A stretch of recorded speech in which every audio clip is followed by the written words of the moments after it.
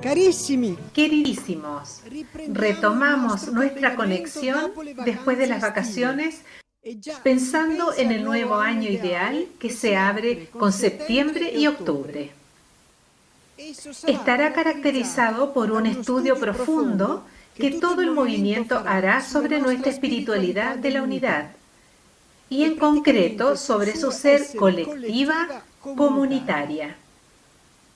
Estudio que se transformará poco a poco en práctica intensa de esos pilares fundamentales que la distinguen, de esos instrumentos que la caracterizan.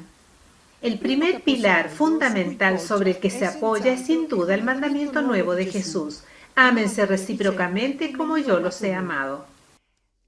Esta palabra de Jesús, junto con la de la unidad, es la base de la espiritualidad colectiva. Porque para ponerla en práctica no es suficiente una sola persona. Se necesitan dos o muchas, una colectividad, una pequeña o gran comunidad. A la espera de conocer la conversación sobre el tema de la espiritualidad colectiva, lo que sucederá pronto, no estará mal, pienso, ejercitarnos un poco profundamente en este primer pilar fundamental, base de toda la construcción. ¿Qué hacer en particular? Yo diría que tenemos que reavivar entre nosotros este amor, y para que nuestro actuar tenga seriedad y marquemos una nueva etapa en el camino de nuestro santo viaje, les aconsejaría a ustedes y a mí misma volver a declararnos este amor entre nosotros, en nuestros focolares, en nuestros núcleos, en las unidades Yen, con todos los que normalmente convivimos de distintas maneras. Repetir lo que hicieron las primeras focolarinas cuando se dijeron: yo estoy dispuesta a morir por ti, yo por ti, todas por cada una, poniendo así los cimientos de nuestra obra. Y después tratar de vivir en consecuencia con toda intensidad. Saben que la unidad mediante el amor recíproco no se realiza de una vez para siempre. Tiene que renovarse cada día mediante propósitos y hechos. Si así hacemos, la lectura y la profundización del tema sobre la espiritualidad colectiva durante el año tendrá efectos profundos y producirá muchos frutos, como veo que los está produciendo en quienes ya lo han conocido. Esta declaración de amor recíproco es sagrada. Este pacto que les pido es sagrado, es solemne, aunque se haga de un modo sencillo. Tampoco está exento de dificultades. En efecto, con algunos será fácil pronunciarlo, con otros, en cambio, será necesario preparar el terreno. Es un acto que no está exento de sacrificios porque a veces habrá que vencer el respeto humano y otras veces habrá que superar la pereza o la rutina espiritual en la que tal vez hayamos caído. Será necesario practicar la humildad para acallar el amor propio. Pagar, en definitiva, el primer precio del pasar de un modo de vivir individual a una espiritualidad colectiva. Pero el Señor bendecirá cada esfuerzo y si permanecemos fieles a lo que hemos prometido, nos dará la alegría de advertir su presencia, efecto de la unidad, donde quiera que estemos. He visto con qué celo y entusiasmo general fue acogida mi carta sobre la acción extraordinaria para nuestros 5.000 necesitados. Pues bien, después de haberles pedido la vez pasada el amor hacia los más pobres entre nosotros, hoy les pido el amor recíproco entre nosotros, como Jesús nos ha enseñado. Que el Señor nos conceda revivir con el mismo entusiasmo y con el mismo celo también esa otra característica de los primeros cristianos, de quienes se decía: mira cómo se aman y están dispuestos a morir el uno por el otro, y así escribir para nuestro movimiento esa otra página espléndida. Ánimo entonces y adelante, que nada nos detenga. Si somos fieles, la espiritualidad colectiva nos hará santos, hará los nuevos santos, nos transformará en un pueblo de santos. Esto es lo que Dios quiere de nosotros para su gloria.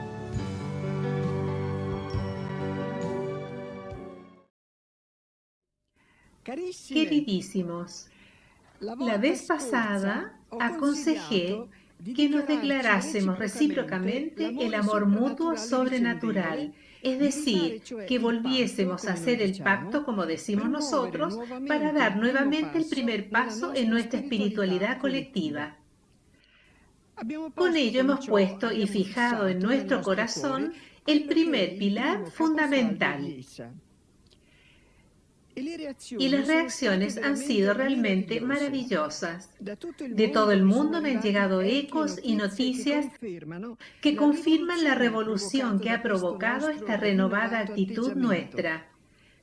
Y también me han comunicado la consecuente alegría por haber realizado algo que agrada de verdad al corazón de Jesús. Esta vez pasamos a un segundo punto fundamental, es la llamada comunión de alma. Hemos oído hablar de ella muchas veces y más o menos ya la hemos puesto en práctica, al menos en cierto modo en todo el movimiento. Hoy tratamos de profundizarla mejor.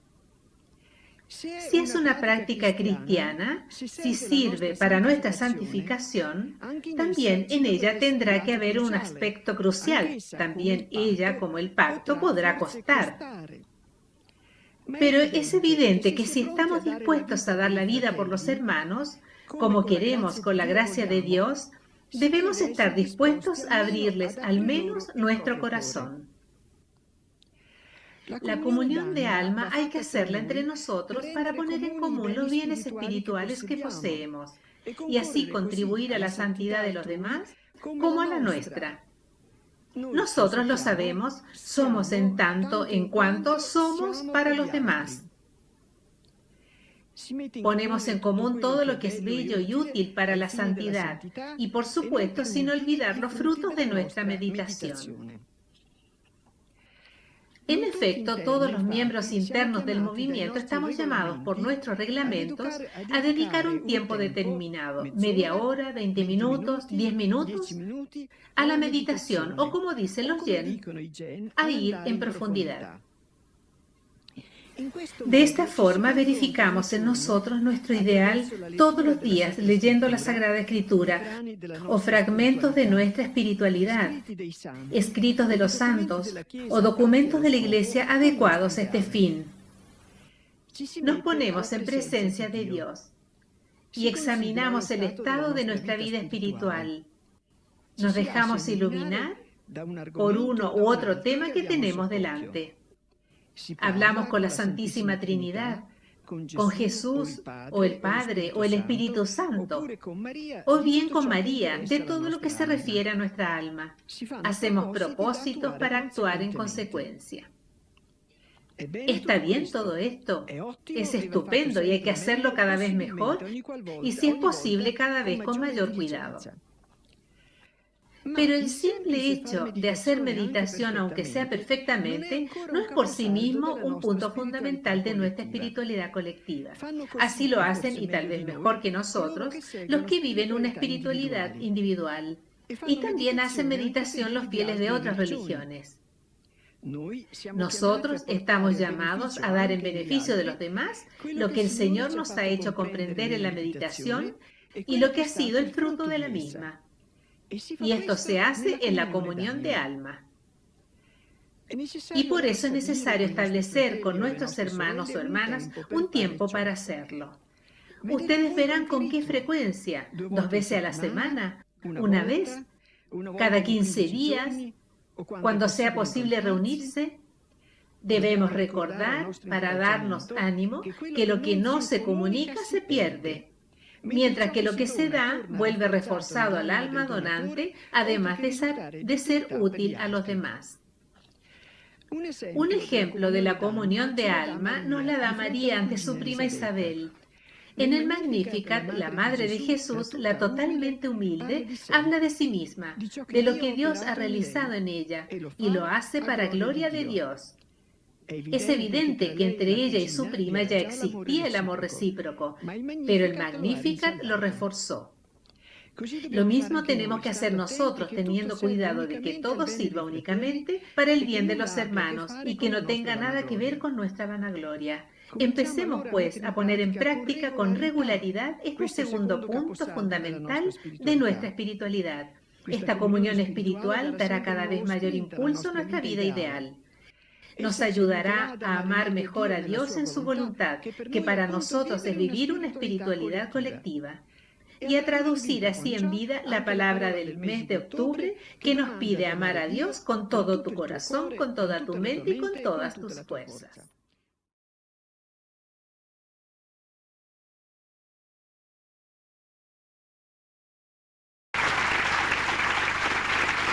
Esta vez hablaremos de la comunión de las experiencias de la palabra de vida, o sobre el lema de la conexión, que la resume. Esta comunión no hay que confundirla con la comunión de alma, tal como la describí, ya que es una práctica en sí, que se remonta, como saben, a los primeros días de la vida del movimiento. La palabra de vida, de hecho, tiene para nosotros una importancia fundamental. Nuestra obra nació como encarnación de ella. Por la palabra vivida radicalmente, Cristo se forma en nosotros. La palabra además es muy importante porque por medio de ella hacemos propia toda la gran regla. Así hemos considerado el Evangelio desde los primeros tiempos, que dio origen a nuestra espiritualidad. En efecto, de él, del Evangelio, aprendemos sin duda las palabras que se refieren a la caridad, pero también aquellas que conciernen a otras virtudes que estamos llamados a vivir, porque así nos lo piden nuestros estatutos: la fe, la esperanza, la templanza, la justicia, la fortaleza, la prudencia, la paciencia, la pureza, la humildad, la mansedumbre, la obediencia, la pobreza, la misericordia, etc. Por lo tanto, es importantísimo vivir la palabra. Pero no basta. Estamos llamados a poner en común nuestras experiencias sobre ella. ¿Por qué? Porque el Señor quiere que sea así en una espiritualidad colectiva, y no practicar esta comunión es una grave omisión. Los santos no dudan en atribuir esta transgresión al enemigo de los hombres, al diablo. San Ignacio de Loyola, en una de sus cartas, habla de la falsa humildad, que sería un arma que el diablo usa para dañar a las personas. Dice que el diablo, como ve al siervo de Dios tan bueno y tan humilde que se considera inútil, lo conduce a pensar que cuando habla de alguna gracia que Dios, nuestro Señor, le ha dado, en obras como en propósitos y deseos, como sería la luz que viene de vivir la palabra, peca de una especie de vanagloria porque habla de sí mismo. Procura así que no hable de las cosas buenas de su Señor, para que no dé ningún fruto en los otros ni en sí mismo, porque el recuerdo de los beneficios recibidos ayuda siempre a realizar cosas mayores. Yo añadiría que algunas veces no se practica la comunión de las experiencias de la palabra de vida por pereza o porque estamos arrastrados por un falso activismo que nos lleva a mirar más afuera de nosotros que dentro nuestro. No, debemos ser fieles a nuestros deberes, debemos empuñar cada vez que es voluntad de Dios, y esto lo estamos estableciendo para las distintas vocaciones de la obra, este otro instrumento de nuestra espiritualidad colectiva.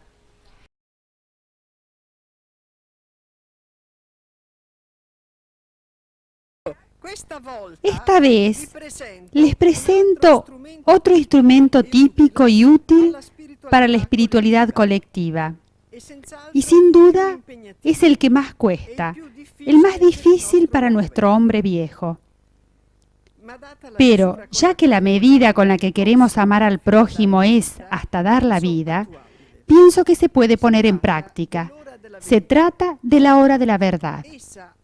Esta, aunque sea muy distinta, nos recuerda una práctica que se usaba entre los primeros cristianos. Ellos, deseosos de perfección para perseverar, amando a Jesús y amando a los hermanos en quienes tenían absoluta confianza, llegaban incluso a confesarse los unos a los otros sus propios pecados. Aquí se trata de otra cosa. Los pecados nosotros se los decimos a los confesores, pero por la caridad que también cultivamos hacia nuestros semejantes y por el deseo de contribuir a santificarlos con nosotros, nos comprometemos a ofrecerles con amor lo que hemos podido observar en ellos de negativo y positivo. Es algo exigente, pero sirve mucho en el santo viaje. En el movimiento se acostumbraba a ponerle en práctica desde los primeros tiempos y tenemos una impresión muy buena de ella. El hecho es que un hermano puede ser realmente útil al otro, así como una mano sabe lavar a la otra. Recuerdo a propósito de esto un proverbio africano que dice: el hermano es como un ojo que tenemos detrás. Quiere decir que el hermano ve lo que nosotros no vemos. Habrá que reunirse en un grupo no demasiado numeroso, por ejemplo, en un focolar, o en un núcleo, o en una unidad Yen, en una unidad Gens, o en una pequeña comunidad, etc. Para que dé frutos, habrá que disponer de tiempo y hacerla con calma. Tendrá que estar presente un responsable como moderador para confirmar o corregir lo que se diga. Será oportuno, ante todo, que se renueve el pacto entre todos para que todo se desarrolle solo en el amor pleno. ¿Y con qué estado de ánimo deberá disponerse el que se expone al juicio fraterno de los demás? Tendrá que pensar siempre que es un siervo inútil e infiel, que es nada, porque cada uno es eso ante Dios. Así no se turbará ni se exaltará por lo que se le diga. Luego se sorteará uno del grupo, y bajo la guía del moderador, cada hermano dirá algún defecto de quien fue elegido, alguna imperfección, alguna pequeña cosa negativa que le parece haber visto en él. Después, en una segunda vuelta, cada uno dirá también las virtudes, algún mérito que haya podido observar. Al final, esto es lo que siempre hemos comprobado, todos se sienten invadidos por una gran alegría y no sabemos por qué. Tal vez es la experiencia de la libertad cristiana, la realización de la palabra, la verdad los hará libres. Es oportuno hacerla de vez en cuando. Por ejemplo, 2 veces al año, o para quien está más comprometido en el movimiento, 1 vez al mes. Puede hacerse durante un retiro o un congreso. La hora de la verdad es una especie de tratamiento de belleza espiritual, y así como se aplica en un rostro un cosmético que quita las impurezas y vuelve la piel más tersa y brinda bienestar, algo así puede suceder con nuestras almas.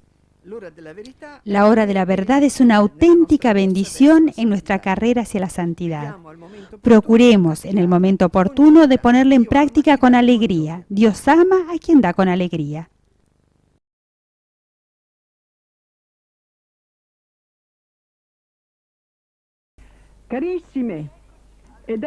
Hemos llegado al quinto instrumento de nuestra espiritualidad colectiva, que nosotros llamamos el coloquio. También este sirve mucho para el progreso de nuestra vida espiritual. Durante la hora de la verdad, que les hice conocer en la última conexión, son los hermanos o las hermanas que señalan algún aspecto negativo o positivo que vieron en nosotros.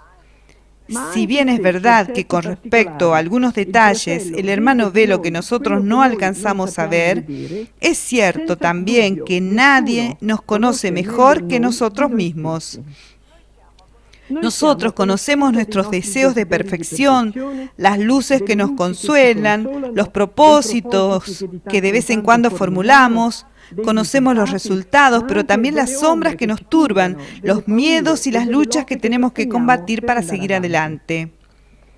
Sabemos, si el Espíritu nos ilumina, a qué punto ha llegado la plantita de nuestra unión con Dios. Y sobre cosas de este tipo, como en otra oportunidad hemos sugerido, ponemos al tanto a nuestros hermanos en la comunión de alma.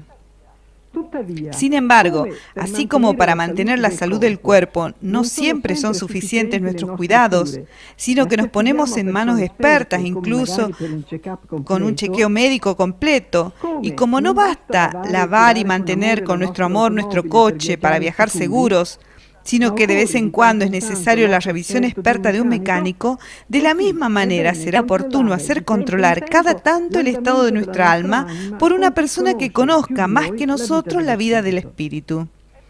Por eso es aconsejable hacer un coloquio con un hermano o con una hermana que esté más adelantada que nosotros por su experiencia o es más adecuada por la gracia especial que tiene respecto a nosotros. Y por el mismo motivo, a veces seremos nosotros quienes haremos un coloquio con alguien que conoce menos el camino de la perfección. También Jesús hacía coloquios individuales con las personas. El Evangelio menciona algunos y fueron tan importantes como sus discursos a la muchedumbre. Por ejemplo, habló a solas con la samaritana, así como habló de noche con Nicodemo. Ya que estaba cerca de un pozo y tenía sed, le pidió a la samaritana que le diera de beber y ella, allí mismo, le reveló su situación. Había vivido con 5 hombres y ninguno era su marido, como tampoco lo era el que tenía en ese momento. Sin embargo, más adelante, siguiendo el coloquio, Jesús le habla a esa mujer del don de Dios, de la gracia, que nos hace hijos de Dios, e incluso se le revela como el Mesías. Soy yo, el que habla contigo. Revelaciones grandiosas, divinas, a una pobre samaritana con la que, según la costumbre, Jesús no debía hablar. Y a Nicodemo, del cual conocía su fe y su piedad, Jesús le dice que el que no renace de lo alto no puede ver el reino de Dios, que es preciso entonces renacer por el agua y por la acción del Espíritu mediante el bautismo. Era otra revelación altísima con respecto al reino. Tan grande era el amor de Jesús por las personas. Precisamente de él debemos aprender a hacer los coloquios. Jesús no cierra los ojos ante la situación de las personas que tiene adelante, la samaritana pecadora, Nicodemo, el hombre piadoso, pero con temor. Y en todos los casos encuentra la manera de revelarles las grandes realidades que vino a donar al mundo. Así es como debemos comportarnos en los coloquios que hagamos con nuestros hermanos. Debemos partir de su situación, que conoceremos si nos ponemos en la actitud correcta, la de amarlos con todo el corazón y la mente, y estando totalmente vacíos como nos enseña el misterio de Jesús abandonado, para que el hermano pueda abrirse completamente, vaciando en nuestro corazón todo lo que a veces ocupa su espíritu y comience a realizarse entre nosotros la relación trinitaria que debemos establecer con Él. Luego, escuchando el Espíritu, que sin duda habla en nosotros si amamos, debemos hablar, dispuestos no solo a devolver nuevamente la paz y la serenidad al hermano, sino también a revelarle una vez más con sus 1001 matices el ideal que un día iluminó y lo arrastró por el camino de la espiritualidad colectiva. Pero ¿cómo debemos comportarnos si somos nosotros quienes estamos en la posición de recibir? Es evidente. Debemos estar dispuestos también a entablar con el hermano o la hermana que está allí para ayudarnos una relación trinitaria. En este caso también es nuestro Maestro Jesús abandonado, el vacío. Pero en este caso hay que crear el vacío en nosotros, donando nuestra situación espiritual con sus luchas, victorias, sus retrocesos y sus progresos. Y luego ponernos en una actitud de escucha, seguros de que el Espíritu Santo dará su luz a quien nos debe iluminar, y que es al Espíritu Santo, sobre todo, a quien le debemos nuestra gratitud si hemos sido ayudados, aliviados y alentados.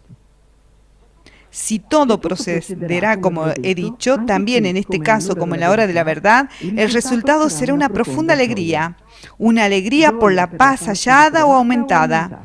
Alegría de ver todavía y cada vez mejor nuestro camino siguiendo a Jesús, causa de nuestra felicidad.